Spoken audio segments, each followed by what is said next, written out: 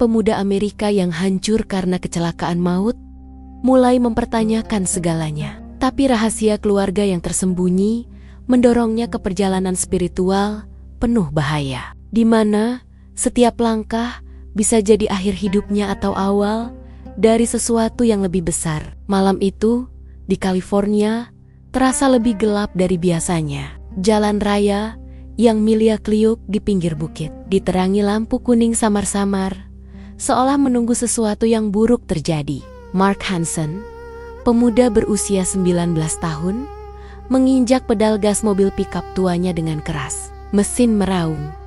Angin malam menyusup melalui jendela yang setengah terbuka, membawa hawa dingin yang menusuk kulit. Mark tidak peduli. Pikirannya sedang kacau. Baru saja dia bertengkar hebat dengan ayahnya di rumah soal masa depan yang sepertinya tidak pernah jelas. Ayahnya, seorang veteran perang yang sudah pensiun, selalu bicara soal tanggung jawab dan keyakinan.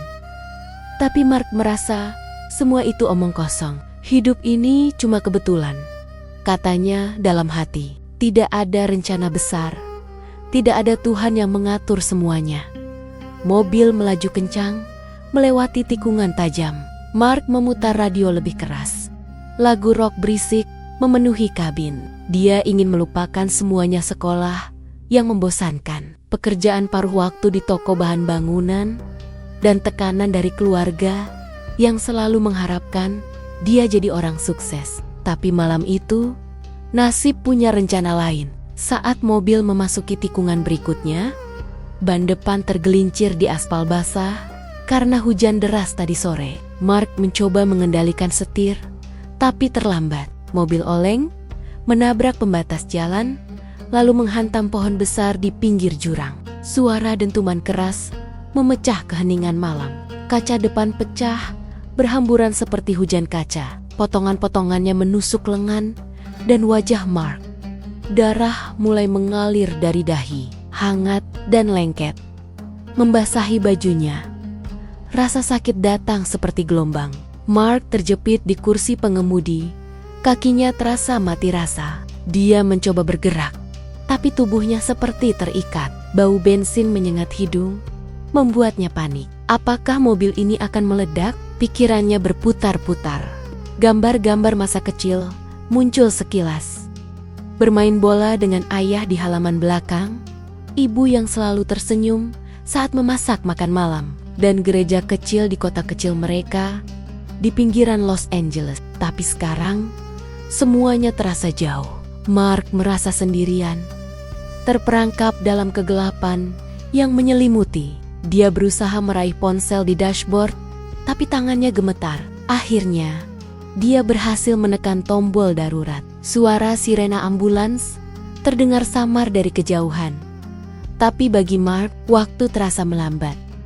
Ketika para medis tiba, mereka harus memotong pintu mobil untuk mengeluarkannya. Mark hampir tidak sadar saat dibawa ke ambulans. Di rumah sakit, cahaya lampu neon putih menyilaukan matanya saat dia dibawa ke ruang gawat darurat. Dokter dan perawat bergerak cepat memeriksa luka-lukanya. Tulang kaki kanannya patah, luka dalam di kepala, dan memar di dada. Tapi dia selamat. Itu yang dikatakan dokter kepadanya nanti. Selamat, tapi dengan harga mahal. Saat Mark akhirnya bangun sepenuhnya, pagi sudah tiba. Ruangan rumah sakit terasa dingin dan asing. Bau antiseptik menusuk hidung. Ayahnya duduk di kursi samping tempat tidur. Wajahnya pucat dan mata merah karena kurang tidur. Ibu Mark berdiri di belakang, memegang tas tangan dengan erat, seolah takut melepaskannya. Mark mencoba bergerak, tapi rasa sakit di kaki membuatnya meringis. Dia melihat ke ayahnya, yang tampak lebih tua dari biasanya. Garis-garis keriput di wajah ayahnya seolah bertambah dalam semalam. Ayahnya memegang tangan Mark sebentar, tapi Mark menariknya pelan. Dia tidak mau kasihan. Dalam hati, Mark mulai mempertanyakan segalanya. Kenapa ini terjadi padanya? Kalau ada Tuhan, kenapa dia biarkan kecelakaan ini? Mark ingat pelajaran agama di sekolah minggu dulu tentang Tuhan yang Maha Pengasih. Tapi sekarang, itu terasa seperti dongeng. Hidup ini acak, penuh risiko tanpa arti. Dia merasa marah. Tapi marahnya tidak punya arah. Ayahnya tampak ingin mengatakan sesuatu. Matanya gelisah seperti menyimpan rahasia. Tapi Mark tidak peduli. Dia hanya ingin pulang dan melupakan semuanya. Hari-hari berikutnya di rumah sakit terasa panjang. Mark menghabiskan waktu menatap langit-langit, memikirkan hidupnya yang berantakan. Dia bukan anak nakal, tapi juga bukan yang terbaik. Nilai sekolahnya biasa saja. Teman-temannya kebanyakan datang dan pergi. Ayahnya sering datang berkunjung, membawa buku atau majalah, tapi Mark jarang membacanya. Suatu sore, saat ayahnya duduk diam di samping, Mark merasakan ada yang aneh. Ayahnya sering melamun, tangannya memainkan gelang lama yang selalu dipakainya. Gelang itu dari masa perang dulu. Katanya, Mark pernah bertanya, tapi ayahnya selalu mengalihkan pembicaraan. Sekarang, setelah kecelakaan, Mark mulai penasaran. Apa ada sesuatu yang disembunyikan ayahnya? Tapi, dia terlalu lelah untuk bertanya. Akhirnya, setelah seminggu, Mark diizinkan pulang. Rumah mereka di pinggiran kota terasa lebih sunyi. Ibu sibuk di dapur, mencoba membuat semuanya normal lagi. Ayahnya membantu Mark berjalan dengan kruk, tapi suasana tegang. Malam pertama di rumah, Mark tidak bisa tidur. Rasa sakit di kaki datang dan pergi. Tapi yang lebih menyiksa adalah pikiran. Dia mulai membaca buku filsafat yang dia pinjam dari perpustakaan sekolah dulu. Buku tentang ateisme, tentang bagaimana alam semesta ini tanpa pencipta. Itu masuk akal baginya sekarang. Kecelakaan itu bukan hukuman atau ujian, cuma kebetulan buruk. Tapi semakin dia baca, semakin kosong rasanya. Seperti ada lubang di dada yang semakin besar.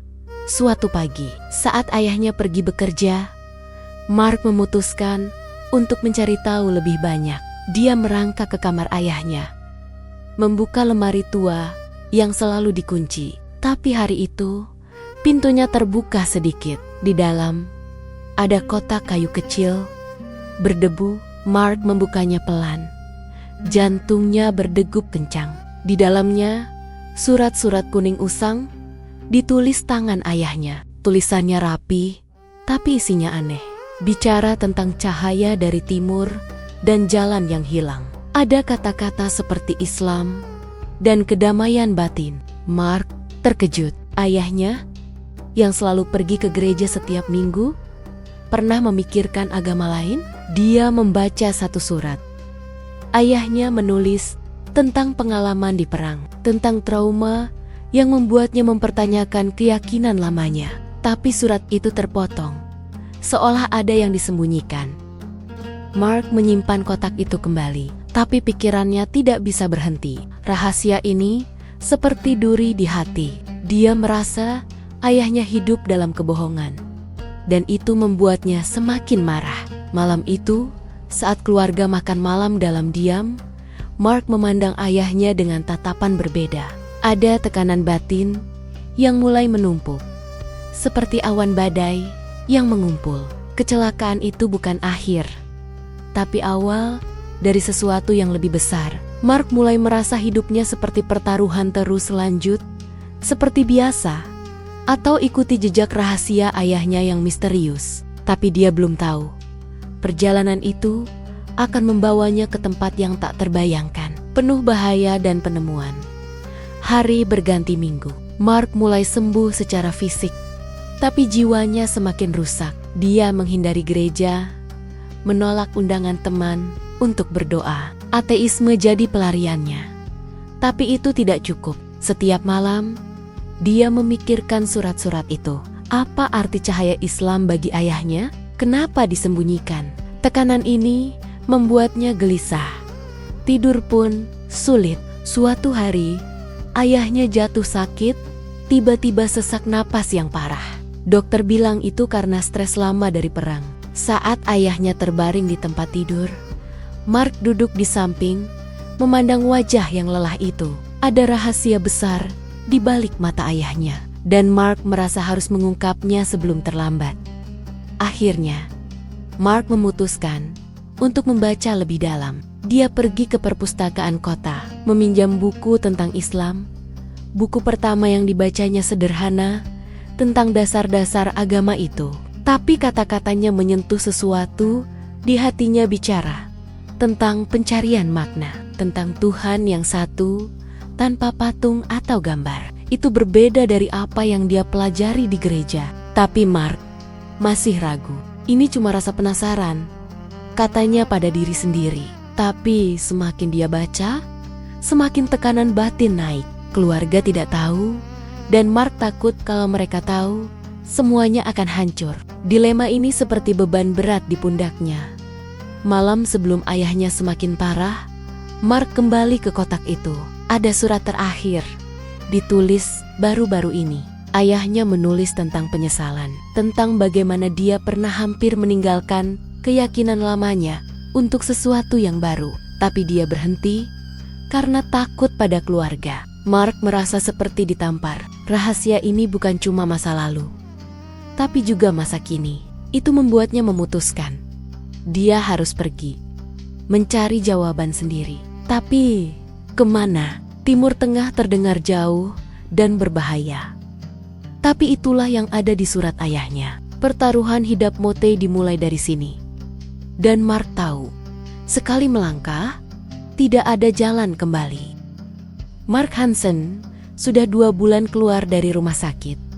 Tapi rumah yang dulu terasa hangat, sekarang seperti penjara. Kaki kanannya masih pakai penyangga logam, jalan pelan-pelan pakai kruk, tapi yang lebih sakit adalah dadanya. Setiap malam dia terbangun berkeringat dingin, mendengar suara dentuman mobil lagi di kepalanya. Dokter bilang itu PTSD. Tapi bagi Mark, rasanya seperti ada lubang hitam yang terus menariknya ke dalam. Pagi hari, dia cuma duduk di teras belakang, menatap taman kecil yang dulu sering dia siram bareng ibunya. Sekarang, rumputnya mengering. Ibu sibuk bekerja paruh waktu. Ayah semakin sering batuk-betuk di kamar. Mark tidak tahan melihat mereka berusaha tersenyum padanya, seolah-olah semuanya masih normal. Dia tahu mereka khawatir, tapi Mark tidak mau dibantu. Setiap kali ibunya menawarkan untuk berdoa bareng, Mark langsung pergi ke kamar. Dia tidak mau mendengar kata Tuhan lagi. Suatu malam, setelah ayahnya tertidur karena obat batuk, Mark kembali ke kotak kayu itu. Kali ini, dia tidak buru-buru. Dia membawa kotak ke kamarnya, menyalakan lampu meja, dan membaca satu persatu surat ayahnya yang ditulis puluhan tahun lalu. Tulisan tangan ayahnya masih rapi, tapi tintanya sudah memudar. Ada satu surat yang membuat jantung Mark berhenti sejenak. Ayahnya menulis tentang tahun 1978, saat dia masih tentara muda di Timur Tengah. Dia bertugas di sebuah kota kecil, melihat orang-orang sholat berjamaah di masjid yang hancur separuh karena perang. Ayahnya menulis, "Saya berdiri di luar masjid itu, mendengar suara azan. Entah kenapa, dada saya terasa penuh. Saya hampir masuk, hampir ikut sujud, tapi saya takut keluarga, takut teman-teman satu regu, takut jadi orang lain." Surat itu berhenti di situ. Tidak ada kelanjutannya. Mark menutup kotak dengan tangan gemetar. Ayahnya hampir jadi mu'alaf, orang yang setiap minggu duduk di bangku gereja, yang mengajarkan Mark membaca Alkitab sejak kecil, ternyata pernah hampir meninggalkan semuanya. Rasa marah bercampur bingung. Mark merasa dikhianati, tapi juga penasaran. Malam itu, dia tidak tidur. Dia membuka laptop bututnya dan mulai mencari kata Islam di Google. Awalnya cuma iseng. Dia membaca artikel-artikel pendek, lalu video YouTube tentang orang-orang barat yang masuk Islam. Ada yang bilang mereka menemukan kedamaian. Ada yang bilang mereka merasa pulang ke rumah. Mark menertawakan dalam hati. Rumahnya ya di California ini, bukan di gurun yang panas. Tapi semakin dia membaca, semakin sulit berhenti. Dia mulai mendownload terjemahan Al-Quran dalam bahasa Inggris. Buku digital itu dia sembunyikan di folder tersembunyi di laptopnya. Setiap malam, setelah rumah sepi, dia membaca 1 atau 2 halaman. Awalnya, dia menkari-kari kesalahan, mencari alasan untuk membenci. Tapi yang dia temukan malah membuat dadanya sesak. Ayat-ayat tentang rahmat, tentang manusia yang lupa, tentang satu Tuhan yang tidak butuh anak atau istri. Semuanya terasa masuk akal. Mark benci mengakuinya, tapi ada bagian di hatinya yang seperti terbuka sedikit. Hari-hari berlalu, Mark semakin menarik diri. Dia berhenti menjawab chat man-man sekolahnya. Dia berhenti ikut makan malam keluarga dengan alasan kaki sakit. Dia lebih sering mengunci diri di kamar, membaca sampai mata perih. Tapi setiap kali selesai membaca, lubang hitam di dadanya malah terasa lebih besar. Dia takut. Takut kalau ini benar, berarti selama ini dia salah. Takut kalau ini salah, berarti dia cuma mencari pelarian dari trauma. Tekanan batin ini membuatnya susah makan. Berat badannya turun drastis dalam sebulan. Suatu sore, ayahnya masuk ke kamar Mark tanpa mengetuk. Wajahnya pucat, batuknya semakin sering. Dia duduk di pinggir tempat tidur, memandang Mark lama sekali. Mark buru-buru menutup laptop. Ayahnya seperti tahu ada yang disembunyikan, tapi tidak bertanya. Malah dia hanya bilang pelan, "Nak, apapun yang kamu cari sekarang, cari yang bikin kamu tenang. Ayah gak mau kamu hidup dalam kemarahan." Mark cuma diam. Setelah ayahnya keluar, Mark membuka lagi laptopnya dan menangis. Dia tidak tahu kenapa dia menangis. Marah, takut, atau malah rindu pada sesuatu yang belum pernah dia miliki. Seminggu kemudian, kondisi ayahnya memburuk. Dokter bilang, jantungnya lemah, efek stres puluhan tahun. Mark duduk di samping tempat tidur ayahnya di rumah sakit lagi. Ironis sekali, kali ini giliran ayahnya yang terbaring lemah. Mark memegang tangan ayahnya yang dingin. Di saat itu, dia ingin bertanya segalanya. Tentang surat-surat itu, tentang masjid di Timur Tengah, tentang kenapa ayahnya berhenti. Tapi, dia tidak berani. Dia takut jawabannya akan menghancurkan sisa keluarga mereka. Malam itu, Mark pulang sendirian ke rumah kosong. Ibunya menginap di rumah sakit. Di tengah malam, Mark membuka kotak kayu lagi. Kali ini, ada amplop kecil yang sebelumnya tidak dia perhatikan. Di dalamnya, ada foto hitam putih ayahnya yang masih muda, berdiri di depan masjid kecil dengan latar belakang gurun. Di belakang foto, ada tulisan tangan. "Jika suatu hari anakku menemukan ini, semoga dia lebih berani daripada ayahnya." Mark memegang foto itu sampai pagi. Air matanya menetes tanpa suara. Dia tahu, lubang hitam di dadanya tidak akan terisi kalau dia tetap diam di sini. Pagi harinya, Mark membuat keputusan gila. Dia memesan tiket pesawat satu arah ke Uni Emirat Arab. Dia tidak bilang pada siapa-siapa. Uang tabungannya dari kerja paruh waktu cukup untuk beberapa bulan. Dia hanya meninggalkan secari kertas di meja ibunya. "Ma, aku harus pergi mencari jawaban. Jangan khawatir, aku akan kembali." Dia tidak menulis kapan. Malam sebelum berangkat, Mark duduk di kamar ayahnya di rumah sakit. Ayahnya sudah setengah sadar karena obat. Mark memegang tangan ayahnya, arat-orat, lalu berbisik pelan, meskipun tanpa suara, "Aku akan lanjutkan yang ayah nggak berani." Dia tidak tahu apakah ayahnya mendengar atau tidak. Tapi saat itu, Mark merasa beban di pundaknya sedikit berkurang. Meskipun lubang hitam di dadanya masih ada, masih menariknya ke dalam. Besok paginya, Mark Hansen naik pesawat sendirian. Dia membawa ransel kecil, paspor, dan kotak kayu berisi surat-surat ayahnya. Di dalam pesawat, saat roda lepas landas dari landasan Los Angeles, Mark menatap jendela. California semakin mengecil di bawah sana. Dia tidak tahu apakah dia sedang lari dari masa lalu atau justru berlari menuju masa depan. Yang dia tahu, lubang hitam di dadanya sekarang punya arah. Dan arah itu menuju ke tempat yang dulu pernah membuat ayahnya hampir berubah selamanya, di dalam saku jaketnya. Foto ayahnya di depan masjid itu masih ada. Mark memegangnya erat-erat sepanjang penerbangan 16 jam. Dia tidak tidur. Dia hanya menatap awan, merasakan jantungnya berdetak lebih kencang dari biasanya. Sesuatu yang besar sedang menunggunya di ujung perjalanan ini. Sesuatu yang bisa menghancurkan atau menyelamatkannya. Dan untuk pertama kalinya setelah kecelakaan itu, Mark Hansen merasa hidup. Pesawat mendarat di Dubai tengah malam. Udara panas langsung menampar wajah Mark Hansen begitu pintu kabin terbuka. Bau campuran aspal panas, parfum mahal, dan debu gurun. Dia cuma bawa ransel kecil, paspor, dan kotak kayu ayahnya. Di bandara yang megah itu, Mark merasa kecil sekali.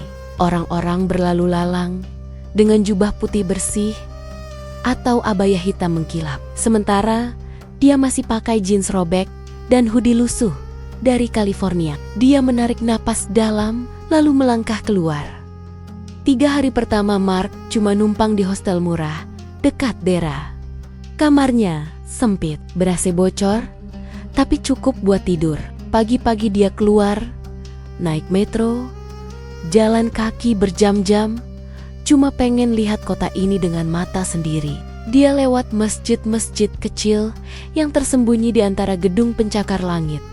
Mendengar azan berkumandang 5 kali sehari, setiap kali azan maghrib. Entah kenapa, dadanya bergetar. Bukan takut, tapi seperti ada yang memanggil dari dalam. Mark mulai belajar bahasa Arab dasar lewat aplikasi di ponsel. Dia tahu, kalau mau mengerti surat-surat ayahnya lebih dalam, dia harus bisa baca aslinya. Setiap malam dia latihan menulis huruf hijaiyah di buku tulis murah yang dibeli di toko serba ada. Jarinya pegal, tapi dia tidak mau berhenti. Di minggu kedua, dia nekat daftar kursus intensif di sebuah pusat bahasa kecil di Bur Dubai. Kelasnya cuma 10 orang, 3 orang Rusia, 2 dari Filipina, 1 dari Prancis, dan sisanya ekspatriat lain. Guru mereka, seorang ustaz Mesir bernama Mahmud, langsung tahu Mark bukan turis biasa. Matanya tajam, tapi ramah. Di kelas itu Mark mulai pakai nama Hamzah, bukan karena takut, tapi karena nama itu terasa pas. Di surat ayahnya pernah disebut, kalau aku punya anak lagi, aku mau kasih nama Hamzah. Jadi dia pakai. Teman-teman sekelas memanggilnya Hamzah. Dan anehnya, dia langsung terbiasa.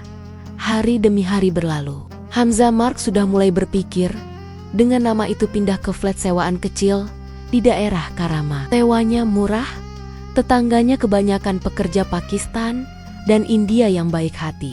Mereka sering menawarkan makanan. Dan Hamzah tidak pernah menolak. Nasi biryani, roti canai, teh karak manis jadi teman malamnya. Dia mulai salat. Awalnya cuma ikat-ikatan tetangga. Masih ragu-ragu. Gerakan sujud pertamanya terasa kaku.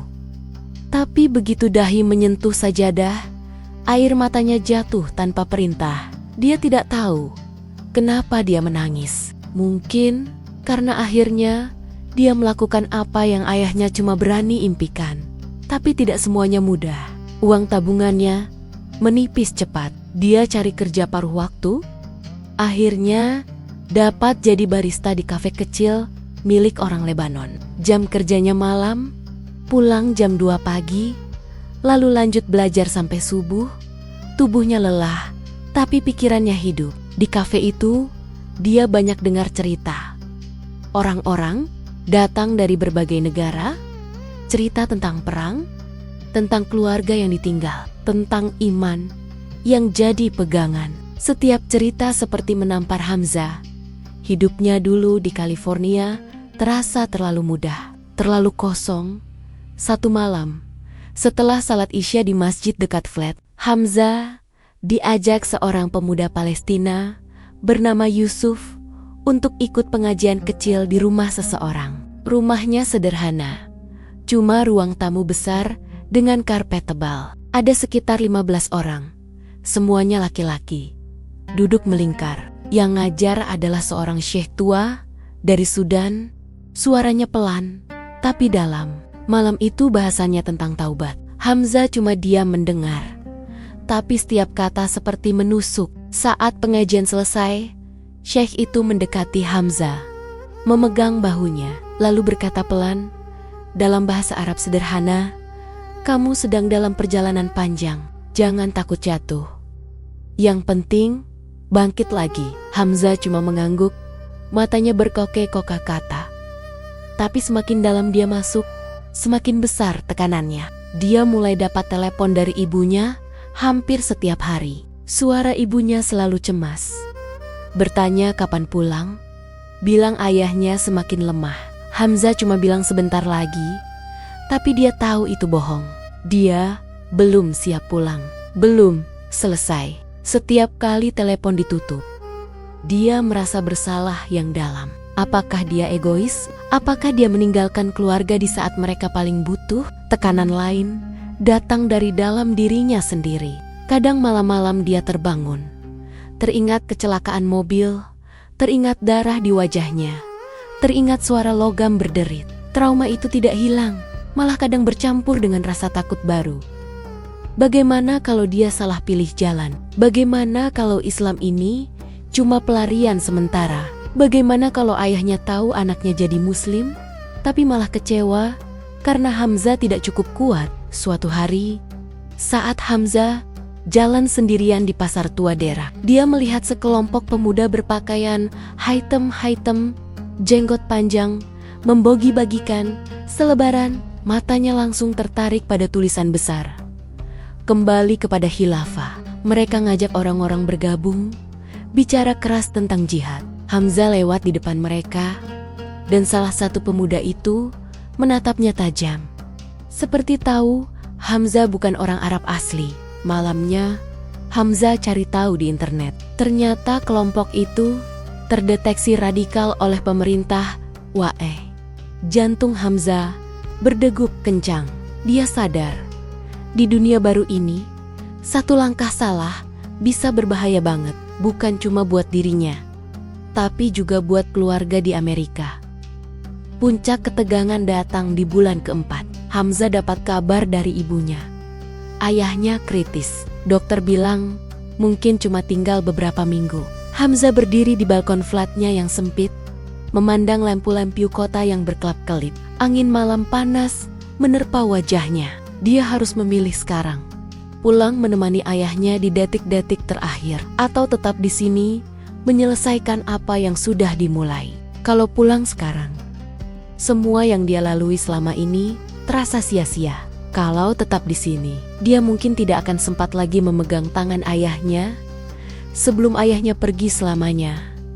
Malam itu, Hamzah tidak tidur. Dia duduk di sajadah, membaca Al-Quran sampai mata perih. Dia menangis, memohon petunjuk. Di antara isakannya, dia teringat foto ayahnya di depan masjid kecil itu. Dia teringat kalimat di belakang foto, "Semoga dia lebih berani daripada ayahnya." Hamzah tahu, ayahnya dulu memilih mundur karena takut. Hamzah tidak mau jadi orang yang sama. Pagi harinya, dia ke bank, transfer hampir seluruh sisa uangnya ke ibunya untuk biaya rumah sakit ayahnya. Lalu dia ke masjid besar, salat, dan berdoa panjang. Setelah itu, dia ke kantor polisi imigrasi, memperpanjang visa dengan alasan belajar. Dia memilih tetap tinggal, bukan karena tidak sayang ayahnya, tapi karena dia tahu kalau dia pulang sekarang dalam keadaan setengah-setengah, dia tidak akan pernah bisa kembali lagi.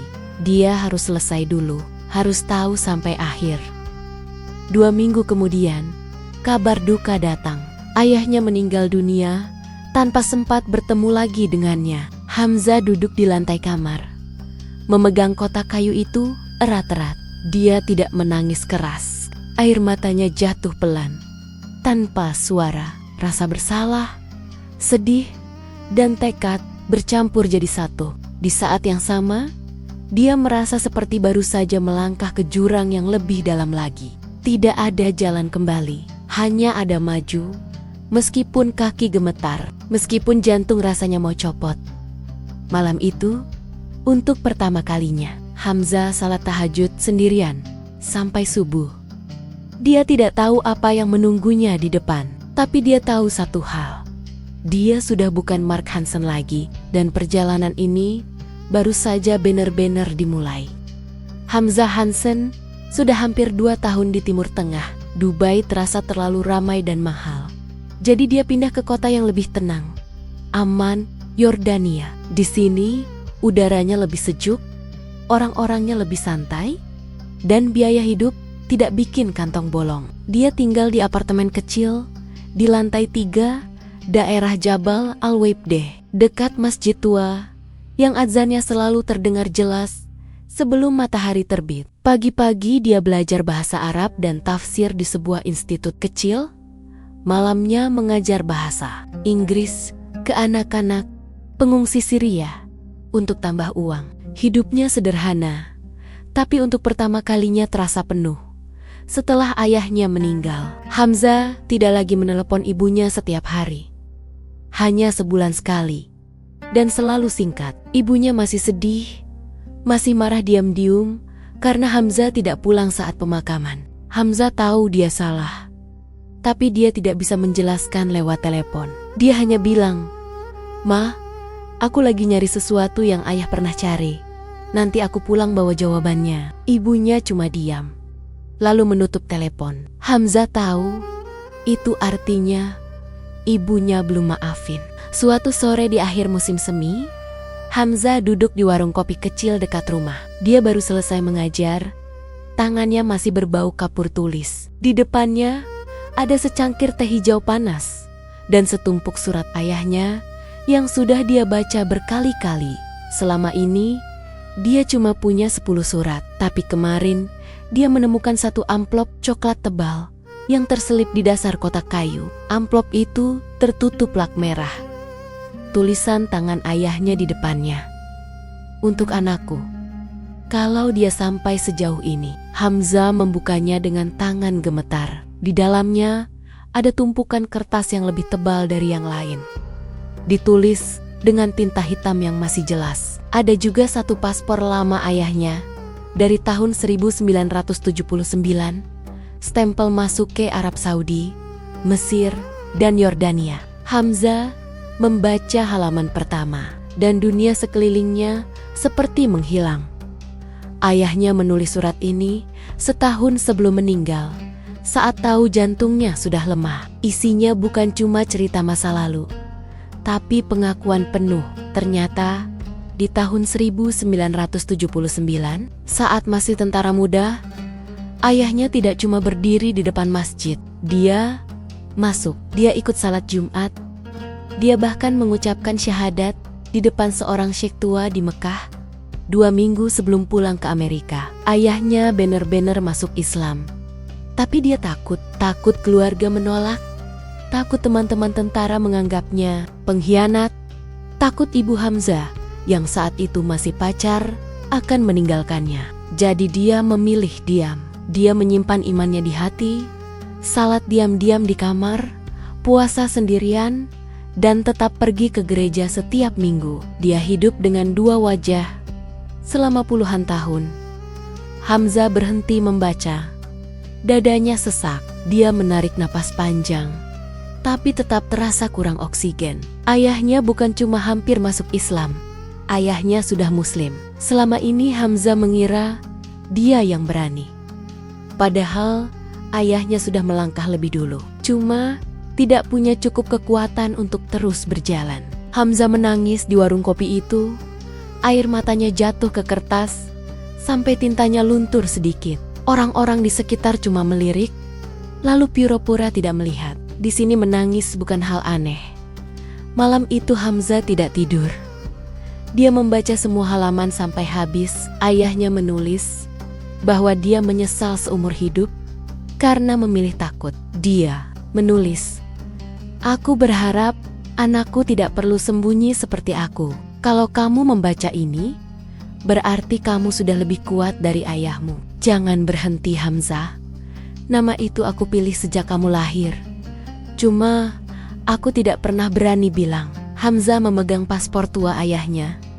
Jari-jarinya mengelus stempel Mekah yang sudah pudar. Dia tahu, dia harus ke sana. Bukan cuma karena ingin, tapi karena ini seperti wasiat terakhir yang tidak pernah diucapkan. 2 bulan kemudian, Hamzah sudah berdiri di depan Ka'bah. Musim haji belum tiba. Jadi Masjidil Haram tidak terlalu penuh. Dia memakai ihram putih sederhana, sandal jepit, dan tas kecil berisi paspor serta surat-surat ayahnya. Saat pertama kali melihat Ka'bah, kakinya lemas. Dia tidak menyangka sesuatu yang hanya dilihat di foto bisa membuat tubuhnya gemetar begitu hebat. Dia berjalan pelan mengelilingi Ka'bah 7 kali. Air mata mengalir tanpa suara. Di setiap putaran, dia seperti berbicara dengan ayahnya yang tidak pernah benar-benar dia kenal. Tapi hidup tidak pernah membiarkan ketenangan berlangsung lama. Di hari kelima di Mekah, saat Hamzah duduk di lantai marmer dekat makom Ibrahim untuk istirahat, 2 orang laki-laki mendekatinya. Mereka berpakaian jubah putih biasa, tapi tatapan mereka tajam. Salah satunya berbicara dalam bahasa Arab cepat, menanyakan dari mana Hamzah, kenapa sendirian, siapa yang mengirim. Hamzah menjawab jujur, dari Amerika, belajar sendiri, tidak ada yang mengirim.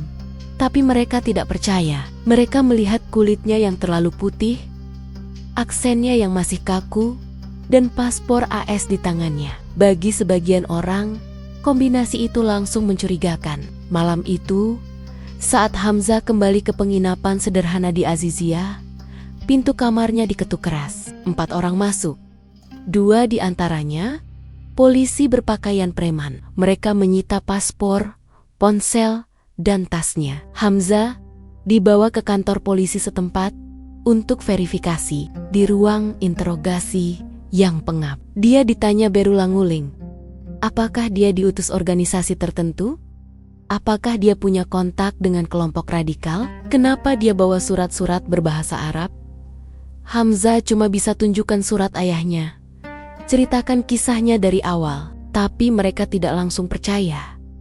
3 hari Hamzah ditahan di sel kecil. Tidak ada kekerasan fisik, tapi tekanan mentalnya berat.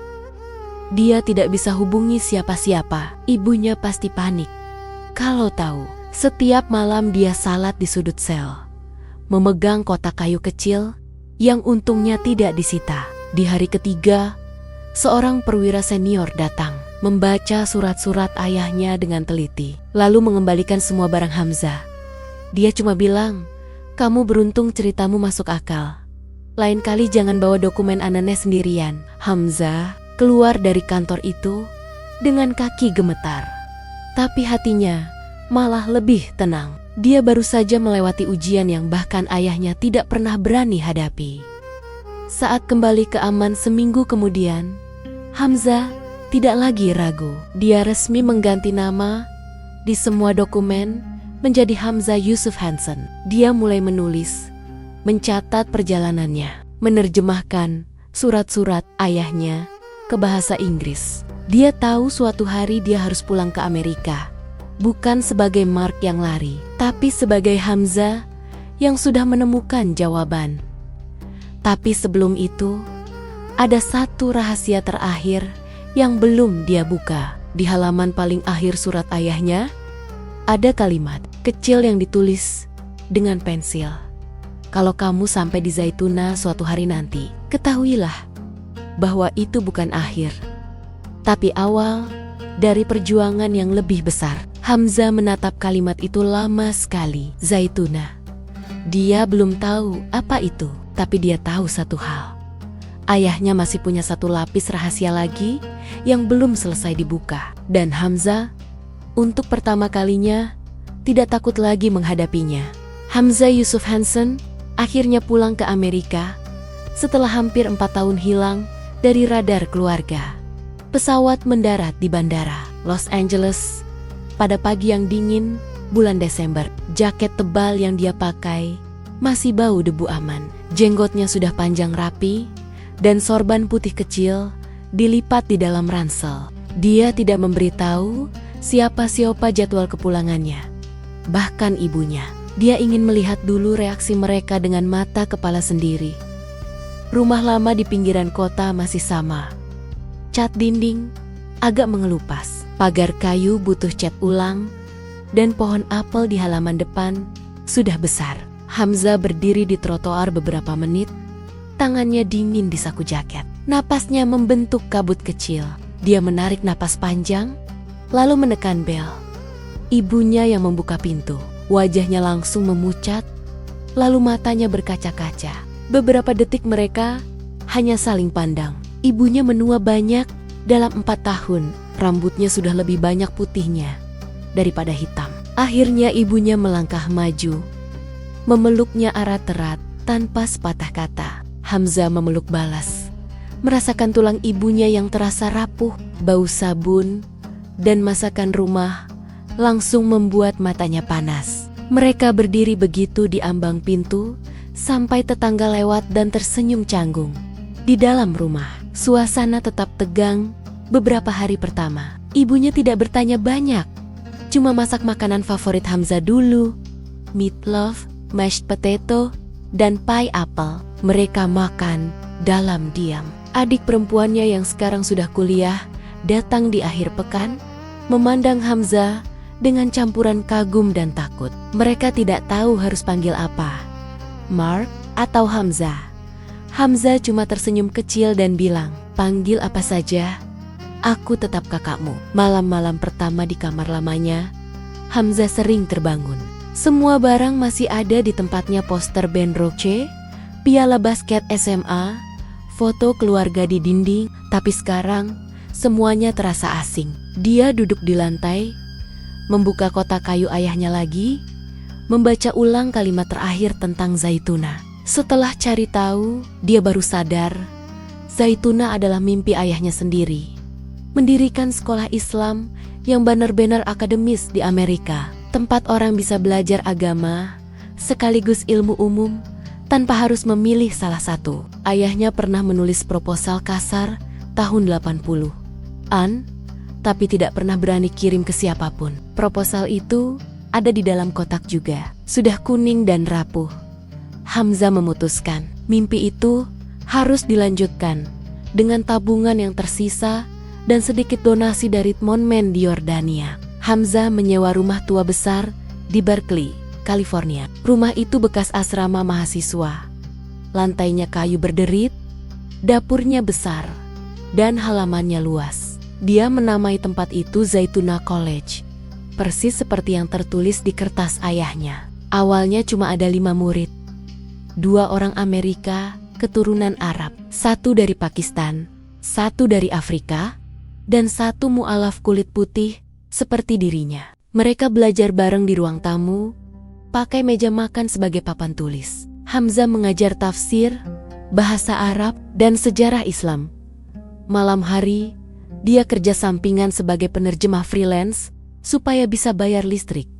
Tahun-tahun berikutnya berat, uang sering habis sebelum akhir bulan. Ada yang menganggap Zaituna cuma sekte aneh.